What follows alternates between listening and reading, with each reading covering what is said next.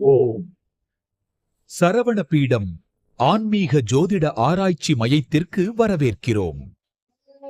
முருகன் அருள் புரிவார். வணக்கம். இணையாண்ட குருநாதன் பொற்பாதம் போற்றி.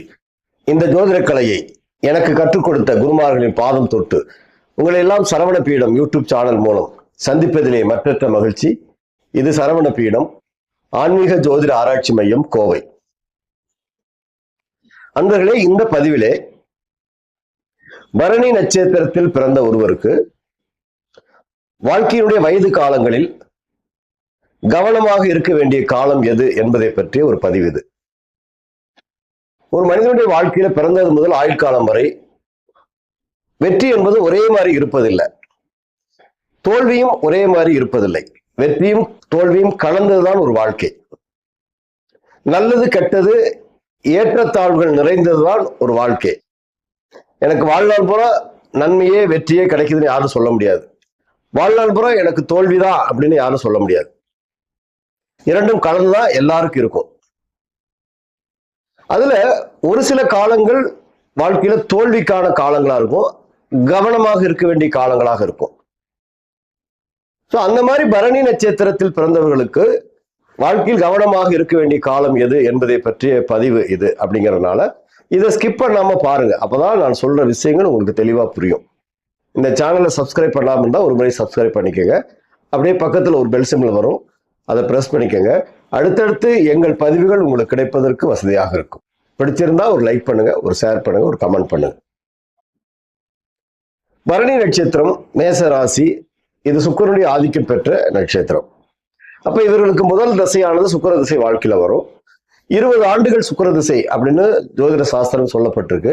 இப்ப 20 ஆண்டுகள் நடைமுறையில வருமானா ஒரு சிலருக்கு 19 வருஷம் கூட முதல் திசையாக வருது, ஒரு சிலருக்கு 2 வருஷம் கூட அந்த முதல் திசை வருது. இது உங்க சுய ஜாதகத்தை எடுத்து பார்த்தீங்கன்னா தாயின் கர்ப்பசல் நீக்கி சுக்கிர திசை இருப்பு வருடம் மாசம் நாள் அப்படின்னு போட்டிருப்பாங்க. ஸோ அதுல எத்தனை வருஷம் எத்தனை மாசம் எத்தனை நாள்னு நீங்க பாத்துக்கலாம். நம்ம இங்க ஒரு ஆவரேஜா ஒரு 10 வருஷம் வச்சுக்கலாம் சுக்கிர திசை. ஒரு சிலருக்கு 15 வருஷம் கூட இருக்கும். நம்ம அது துல்லிய கணக்கு கிடையாது, இது பொது பலன் தான் சொல்ல போறோம். அப்ப ஒரு 10 வருடம் சுக்கிர திசை அப்படின்னு வச்சுட்டா, சுக்கிர திசை அப்படிங்கிறது பரணியில் பிறந்தவர்களுக்கு நட்சத்திர அதிபதியாக முதல் திசை வரும்போது இளமை கால சுக்கிரன், குட்டி சுக்கிரன் சொல்லுவாங்க. பெரிய யோகத்தை சுக்கிரன் செய்ய மாட்டாங்க இளமை காலத்துல. அந்த குழந்தையுடைய கல்வி, ஆரோக்கியம் இதெல்லாம் சார்ந்த சில விஷயங்கள் எல்லாம் சுக்கிரன் நன்மைகளை கெடுக்கதான் செய்யறாரு இளமை சுக்கிரன் என்பது. சுக்கிரன் பரணியில் பிறந்தவர்களுக்கு 2-7 குடையவர். அப்ப 2ஆம் இடம் வாக்குஸ்தானம், இளமை கல்வி. அப்ப வாக்குஸ்தானாதிபதியா சுக்கிரன் திசை நடத்துறதுனால சிலருக்கு கல்வியில நல்ல வெற்றிகளும் கிடைக்குது. சில குழந்தைகள் கல்வியில சிறப்பா இருக்காங்க.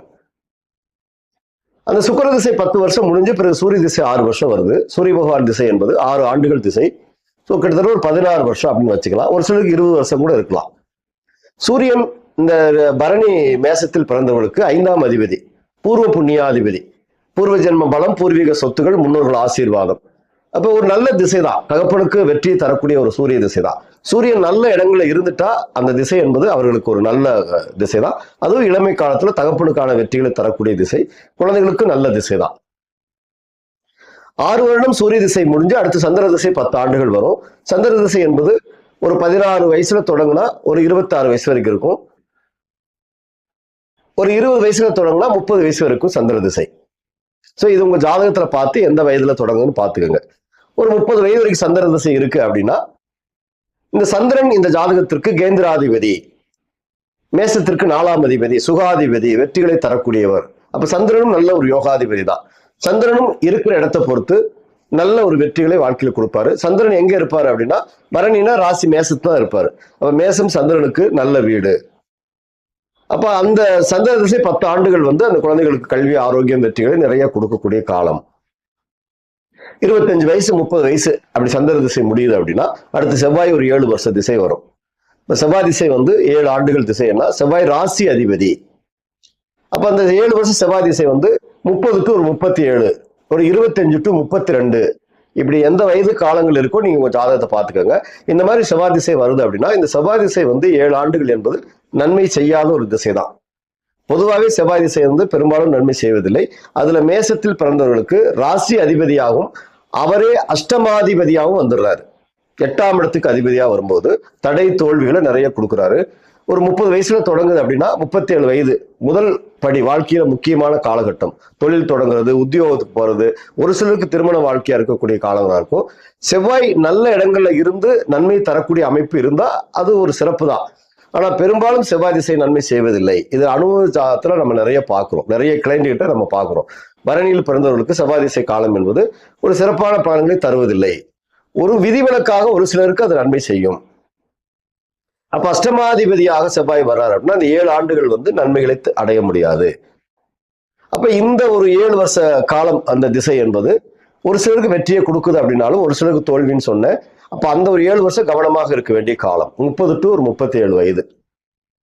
அடுத்து இந்த செவ்வாய் முடிஞ்சு ராகு திசை வரும் 18 ஆண்டுகள்.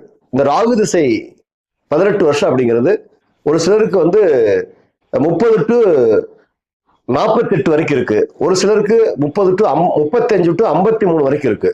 இந்த மாதிரி அந்த வயது 40 to ஒரு சிலருக்கு 40 வயசுல கூட அந்த ராகு திசை தொடங்குது. 58 வயசு வரைக்கும் இருக்கு. 18 ஆண்டுகள் ராகு திசை. அப்ப கிட்டத்தட்ட ஒரு அப்ராக்சிமேட்டா சொன்னா ஒரு 40 வயதுல இருந்து 58 வயது வரைக்கும் வாழ்க்கையில் மிக மிக கவனமாக இருக்க வேண்டிய காலம். ஒரு 35 வயசுல இருந்தே வாழ்க்கையில நீங்க மேசம் பரணியில் பிறந்தவர்கள் அந்த காலகட்டங்கள்ல உங்க வாழ்க்கையினுடைய முதல் பகுதி, இளமை காலம், கல்வி முடிஞ்சு உத்தியோகம் போய் திருமண வாழ்க்கை முடிஞ்சு முதல் பகுதி வெற்றி அடையக்கூடிய காலங்களே உங்களுக்கு நல்ல தசைகள் இல்லை என்பதை பற்றி சொல்ல போறேன் நான். அப்ப நீங்க அந்த காலங்கள்ல ஒரு 30-35 வயதுல எல்லாம் ஒவ்வொரு விஷயத்திலையும் கவனமாக செயல்படணும். உங்க செவ்வாய் திசையோ அல்லது ராகு திசையோ உங்களுக்கு நன்மை செய்யாது. அப்ப என்ன செய்யும்? செவ்வாய் திசை என்பது நிறைய தடை, தோல்வி, அவமானங்களை கொடுக்குது. 8ஆம் அதிபதியாக வர்றதுனால நிறைய பேருக்கு ஆரோக்கியம் சார்ந்த பிரச்சனைகள், ஒரு சிலருக்கு இளமையிலே விபத்து கண்டங்களை சந்திக்கக்கூடிய காலங்களா இருக்கு. வாகனங்கள்ல, போக்குவரத்துகள்ல, செவ்வாய் திசை காலங்கள்ல, செவ்வாய் ராகு தொடர்பு பெற்று திசை நடத்தும் காலங்கள்ல, இல்ல கோச்சாரத்துல திசைநாதன் செவ்வாய் மீது ராகு வரும் காலங்கள்ல விபத்துகள் நடக்குது. ரொம்ப கவனமா கேர்ஃபுல்லா இருக்க வேண்டியது அனுபவத்துல பாக்குறோம். அடுத்து 18 வருஷம் ராகு திசை. அந்த ராகு திசை என்பது ராகு நல்ல இடத்துல இருந்துட்டா ஒரு சிலருக்கு அந்த 18 வருஷம் யோகமே விதிவிலக்கு தான். ஒரு சிலருக்கு நல்ல ஒரு யோகத்தை தருது. வெளிநாடு போறது, வாழ்க்கையில் வெற்றிகள் அடைகிறது, ஒரு பெரிய உயர்வை அடைகிறதுலாம் ராகு திசை செய்யுது. அதையும் அனுபவத்துல பாக்குறோம். ஆனால் ஒரு சிலருக்கு தான் அது நடக்குது. பெரும்பாலான ஜாதகங்களுக்கு ராகு திசை ஒரு 18 வருஷம், அதுவும் நிறைய பிரச்சனைகளை சந்திக்க வைக்குது. கடன், நோய், வழக்கு, நஷ்டங்கள், தோல்வி, அவமானங்கள், தடை, விபத்து, கண்டங்கள், இதெல்லாம் ராகு திசை கொடுக்குது. இப்ப ராகு திசை நடக்குது. அந்த ராகு திசைநாதன் மீது கோச்சார ராகு வரும்போது, கோச்சார செவ்வாய் வரும்போது, கோச்சார சனி வரும்போது இதெல்லாம் கவனமா இருக்க வேண்டிய காலங்கள். இப்ப நீங்க ராகு திசை நடக்குது, ராகு ஒரு பாவத்துல இருக்காருன்னா, உங்களுக்கு சனி கோச்சாரத்துல அந்த இடத்துல வந்தாருன்னா தொழில ரொம்ப கவனமாக இருக்க வேண்டிய காலம். தொழில மிகப்பெரிய தடை, தோல்வி, அவமானங்களை சந்திக்கக்கூடிய காலம், தொழில் நஷ்டங்களை அடையக்கூடிய காலம், தொழில இழப்புகளை, தொழில சொல்லப்போனா தொழில் நிற்கக்கூடிய காலம்னே சொல்லலாம் சனி ராகு தொடர்பு வரும்போது. அதே மாதிரி செவ்வாய் உங்க திசைநாதன் ராகுடன் கோச்சாரத்தில் தொடர்பாகும் போது விபத்து கண்டங்கள் சந்திக்கிறாங்க. நிறைய பேருக்கு வாழ்க்கையில ஆரோக்கிய பிரச்சனைகள், இது மாதிரி தொந்தரவுகள்லாம் வருது. அதுலயும் அந்த காலங்கள் கோச்சாரங்கள்ல கவனமா இருக்க வேண்டிய காலங்கள். அடுத்தது ராகு திசை உங்களுக்கு நடக்குதுன்னா அந்த ராகு திசை மேல கோச்சார கிரகங்கள் சொல்லக்கூடிய குரு வருது அப்படின்னா அந்த குரு கோச்சார கிரகங்களா சந்திக்கும் போது ஓராண்டு காலம் பொருளாதாரத்துல மிகப்பெரிய ஒரு வீழ்ச்சியை சந்திக்க வைக்குதுங்க. இதெல்லாம் கவனமா இருக்க வேண்டிய காலங்கள். ஏன்னா அனுபவத்துல பாக்குறோம். அப்ப உங்க ராகு திசை நடக்குது அப்படின்னா ராகு நின்ற பாவத்துல கோச்சார கிரகங்கள் செவ்வாய், குரு, சனி, இந்த மாதிரி கிரகங்கள் வரும் காலங்கள்ல கவனம் தேவை. ஒருவேளை சுக்கிரன் அந்த ராகுடன் தொடர்பு கொள்றாருன்னா பெண்கள் விஷயத்துல கவனமா இருங்க. நிறைய அவமானங்கள் பெண்கள் விஷயத்துல அடையக்கூடிய காலமா இருக்கும். பண இழப்புகள் வரக்கூடிய காலமா இருக்கும். இந்த மாதிரி ராகு திசையில கோச்சார கிரகங்களையும் சேர்த்து அனுசரித்து பார்த்து உங்க சுய ஜாதகத்தை ஆய்வு செய்து பார்க்கும்போது தோல்விகள் இல்லாமல் வெற்றிகளை அடையலாம். இந்த 18 வருஷமும் நீங்க ரொம்ப கவனமா வாழ்க்கையில ஒவ்வொரு அடியும் எடுத்து வைக்கணும். ஒரு முதலீடு செய்ய போறீங்க, பெரிய ஒரு தொழில் தொடங்க போறீங்கன்னா கவனமாக அந்த தொழில் தொடங்க. உங்களுக்கு தொழில் ஸ்தானம் பலமா இருக்கா, ராகு நல்ல இடத்துல இருக்காரா அப்படின்னு பார்த்து செய்யுங்க. தோல்விகள் வராமல் அந்த 18 ஆண்டுகள் வெற்றிகளை அடையலாம். அதே மாதிரி ராகு ஒரு சிலருக்கு மிகப்பெரிய யோகத்தை செஞ்சிடுறாரு. 3, 6, 8, 12 மறைவு ஸ்தானங்கள். பாவிகள் மறைந்தால் யோகத்தை செய்வார்கள், கெட்டவன் கிட்டிடும் ராஜ்யயோகம் என்பது விதி. அப்ப இதையும் பார்க்கிற அனுபவத்துல ஒரு சிலருக்கு அது நல்லாதான் இருக்கு, பெரும்பாலானோருக்கு இல்லைங்கிறதா இந்த பதிவுல நான் சொல்றேன். நீங்க பரணி நட்சத்திரம் மேசராசியில் பிறந்திருந்தீங்கன்னா ஒரு 30 வயது 35 வயதுக்கு பிறகு உங்களுடைய தசைகள் செவ்வாய் திசை ராகு திசை வரும் காலங்கள் கிட்டத்தட்ட ஒரு 25 ஆண்டுகள் செவ்வாய் ஒரு 7, ராகு ஒரு 18. ஒரு 25 ஆண்டுகள் வாழ்க்கையில முதல் பகுதி கவனமாக செயல்பட வேண்டிய காலங்கள். அதை நீங்க கரெக்டா பார்த்து செயல்பட ஆரம்பிச்சீங்கனாலே தோல்வி இல்லாமல் வெற்றிகளை அடையலாம். அப்ப என்ன செய்யலாம்? உங்க ஜாதகத்தை எடுத்து பாருங்க. அதுல செவ்வாய் பலமா இருக்காரு, நல்லா இருக்காரு, கெடுதல் இல்லைன்னா விட்டுருங்க. அதுல ராகு நல்லா இருக்காரு, நான் கெடுதல் இல்லை, நல்ல அமைப்புல இருக்காரு, யோகத்தை செய்ய போறாருன்னா விட்டுருங்க.